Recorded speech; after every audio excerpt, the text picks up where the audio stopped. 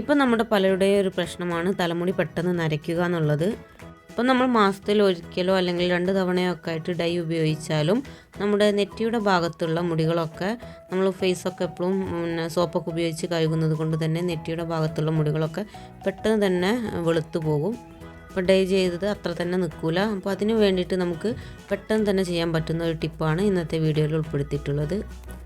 അപ്പോൾ നമുക്ക് പെട്ടെന്ന് തന്നെ എവിടെയെങ്കിലുമൊക്കെ പോകാനുണ്ടെങ്കിൽ നമ്മൾ മാറ്റി ഒരുങ്ങുന്ന സമയത്തായിരിക്കും ആ ഒരു വെളുത്ത മുടി കാണുക. അപ്പോൾ നമുക്ക് പെട്ടെന്ന് ചെയ്യാൻ പറ്റുന്ന ഒരു ടിപ്പാണ്. ഡൈ ചെയ്യാനൊന്നും ടൈം കിട്ടുന്നില്ലെങ്കിൽ നമുക്ക് ചെയ്യാൻ പറ്റുന്ന നല്ലൊരു ടിപ്പാണ്. അപ്പോൾ ഡൈ ചെയ്യാതെ തന്നെ നമ്മുടെ മുടി കറുപ്പിച്ചെടുക്കുന്നത് എങ്ങനെയാണെന്ന് നോക്കാം. അതിന് വേണ്ടിയിട്ട് ഞാനിവിടെ എടുത്തിട്ടുള്ളത് നമ്മുടെ കണ്ണൊക്കെ എഴുതുന്ന കാജലാണ്, കൺമഷിയാണ് എടുത്തിട്ടുള്ളത്. അപ്പോൾ ഇതെങ്ങനെയാണ് അപ്ലൈ ചെയ്യേണ്ടത് നമുക്ക് നോക്കാം. അപ്പോൾ നമ്മുടെ നെറ്റിയുടെ ഭാഗത്തായിട്ട് കാണുന്ന വെളുത്ത മുടിയുള്ള ഭാഗങ്ങളിൽ ഇതേപോലെ കൺമഷി എടുത്തിട്ട് മേലോട്ട് വരച്ച് കൊടുക്കാം.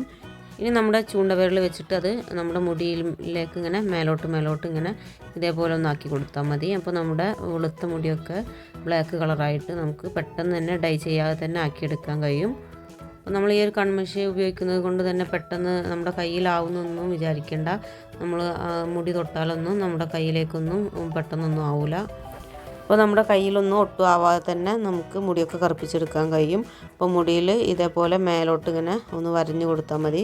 ഏത് ഭാഗത്താണ് ആ മുടി കറുപ്പിക്കേണ്ടതെന്ന് വെച്ചാൽ ആ ഒരു ഭാഗത്ത്.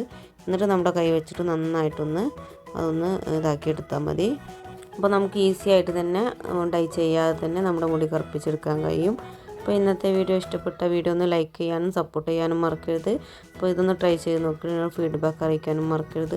ഇനി ഒരു പുതിയൊരു വീഡിയോയുമായിട്ട് വീണ്ടും കാണാം. Thanks for watching.